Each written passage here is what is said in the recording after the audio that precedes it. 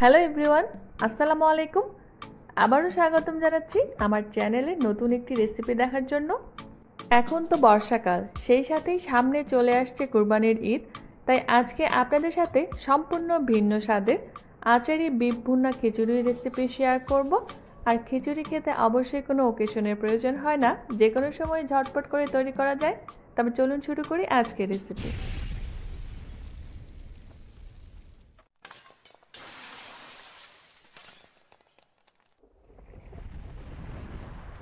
প্রথমেই 1 কেজি হাড় চর্বি সহ গরুর মাংস একটু ছোট সাইজ করে কেটে খুব ভালোভাবে ধুয়ে নিয়েছি। আপনারা চাইলে মাটন অথবা চিকেন দিয়েও এই একইভাবে রেসিপিটি করতে পারবেন। এরপর অন্য একটি পাত্রে নিয়ে নিচ্ছি 2 কাপ অর্থাৎ 500 গ্রাম পরিমাণে কালিজিরা পোলাওয়ের চাল। আপনারা যে কোনো রকমের পোলাওয়ের চাল এখানে নিতে পারেন। দিয়ে দিচ্ছি হাফ কাপ পরিমাণে মুগের ডাল। মুগের ডালটা আমি হালকা একটু ভেজে নিয়েছিলাম। দিয়ে দিলাম 1/4 কাপ পরিমাণে মসুরের ডাল। দুটো ডাল মিলিয়ে 1.25 কাপ পরিমাণে ব্যবহার করেছি 2 কাপ চালের জন্য। পর্যাপ্ত পরিমাণ পানিতে ডালগুলোকে 30 মিনিটের জন্য ভিজিয়ে রাখবো। আপনারা চাইলে শুধুমাত্র মুগের ডাল দিয়েও এই খিচুড়িটি করতে পারবেন। এর মধ্যে আমি মাংসটা রান্না করতে চলে যাব। এজন্য চুলায় একটি পাত্র বসিয়ে দিয়ে দিলাম হাফ কাপ পরিমাণে সরিষার তেল। আপনারা চাইলে সয়াবিন তেলও দিতে পারবেন। দিয়ে দিলাম দুটো শুকনো মরিচ ও 1 চা চামচ পরিমাণে জিরা দিয়ে হালকা একটু ভেজে নিব। এখানে কিছু গরম মশলা দেব, 4-5টা সাদা এলাচ, হাফ চা চামচ গোলমরিচ, 6-7টা লং, একটা কালো এলাচ আর 2-3টা দারচিনির স্টিক্স। দিয়ে দিচ্ছি 2টা তেজপাতা মাঝখান থেকে একটু ছিঁড়ে। গরম মশলাগুলো প্রায় 30 সেকেন্ডের মতো একটু ভেজে নেব। যখন সুন্দর একটি অ্যারোমা ছড়াবে দিয়ে দিচ্ছি 1 কাপ পরিমাণে পেঁয়াজ কুচি। পেঁয়াজগুলোকে হালকা একটু নরম করে ভেজে নেব, খুব বেশি কালার করে ভাজার কোনো প্রয়োজন নেই। দিয়ে দিচ্ছি 1.5 টেবিল চামচ করে আদা ও রসুন বাটা দিয়ে হালকা একটু ভেজে নেব কাঁচা গন্ধটা চলে যাওয়া পর্যন্ত। এখানে আমি একটু পানি দিয়ে দেব যেন পরবর্তীতে যে মশলাগুলো দেব সেগুলো পুড়ে না যায়। দিয়ে দিচ্ছি স্বাদ অনুযায়ী হলুদ ও মরিচের গুঁড়া, 1 চা চামচ জিরার গুঁড়া, 1 চা চামচ ধনিয়ার গুঁড়া।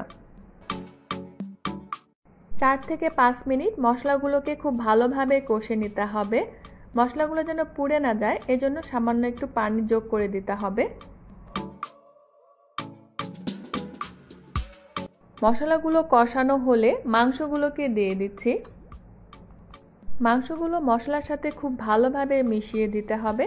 এ পর্যায়ে আমি স্বাদ অনুযায়ী লবণ দিয়ে দিব। প্রায় 8 থেকে 10 মিনিট মাংসগুলোকে খুব ভালোভাবে কষে নিতে হবে।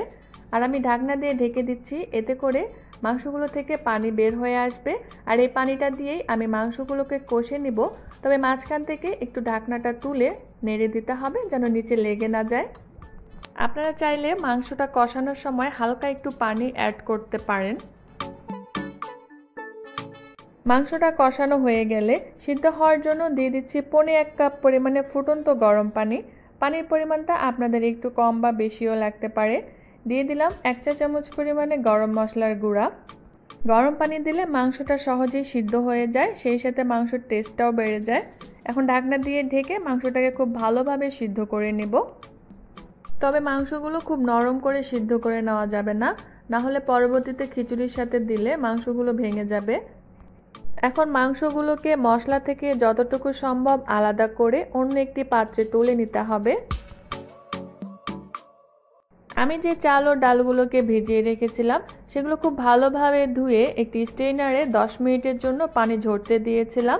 এখন চালগুলোকে মশলার মধ্যে দিয়ে দিচ্ছি, দিয়ে খুব ভালোভাবে নেড়েচেড়ে ভেজে নিতে হবে। চুলার জালটি মিডিয়ামে রেখে 6 থেকে 7 মিনিট সময় লেগেছে চালগুলোকে ভাজতে।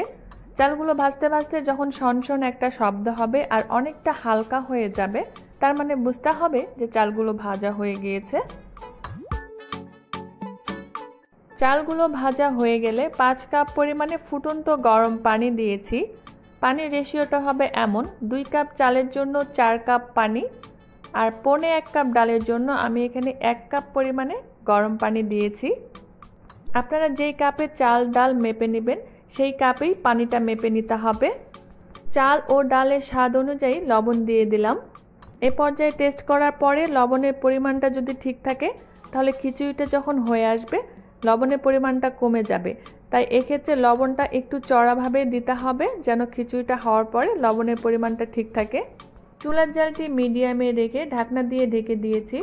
পানিটা যখন এরকম গা মাখা মাখা থাকা অবস্থায় থাকবে ঠিক সেই সময় মাংসগুলো যে তুলে রেখেছিলাম সেগুলো দিয়ে দিচ্ছি। এ পর্যায়ে আমি এখানে 3 টেবিল চামচ পরিমাণে আমের টক আচার দিয়েছি। আপনারা যে কোনো রকমের টক আচারই এখানে দিতে পারবেন। মাংসের সাথে খুব ভালোভাবে মিক্স করে দিয়ে দিচ্ছি 4-5টা কাঁচামরিচ। কাঁচামরিচের নিচের দিকটা আমি একটু চিড়ে দিয়েছি।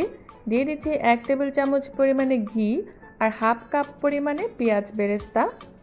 এখন ঢাকনা দিয়ে ঢেকে চুলার জালটি একেবারে লোতে রেখে প্রায় 20 মিনিটের জন্য দমে রেখে দেব। প্রায় 20 মিনিট পরে খিচুড়িটা আমার হয়ে গিয়েছে। এখন আমি সবগুলো একটু নেড়েচেড়ে মিক্স করেই নামিয়ে ফেলবো। আর দেখুন খিচুড়িটা কতটা ঝরঝরে হয়েছে। আর একটু ঠান্ডা হয়ে আসলে খিচুড়িটা কিন্তু আরও একটু ঝরঝরে হয়ে যাবে। খিচুড়িটাকে নামিয়ে এখন পরিবেশন করার পালা। আসলে এই খিচুড়িটার সাথে আর কোনো কিছুই লাগে না, সব কিছুই একেবারে পারফেক্টভাবে দেওয়া থাকে। তারপরেও আমি উপরে একটু পেঁয়াজ বেরেস্তা, কিছু কাঁচা পেঁয়াজ আর লেবুর পিস দিয়ে পরিবেশন করলাম। তৈরি হয়ে গেল দারুণ মজার আচারি বিফ ভুনা খিচুড়ি। আশা করছি আপনাদের ভালো লাগবে। আজকের রেসিপি ভালো লাগলে একটি লাইক করবেন আর কমেন্ট করে জানাবেন। আপনাদের সুন্দর সুন্দর কমেন্ট আমাকে নতুন কাজ করার জন্য অনেক বেশি ইন্সপায়ার করে। সবাই ভালো থাকবেন।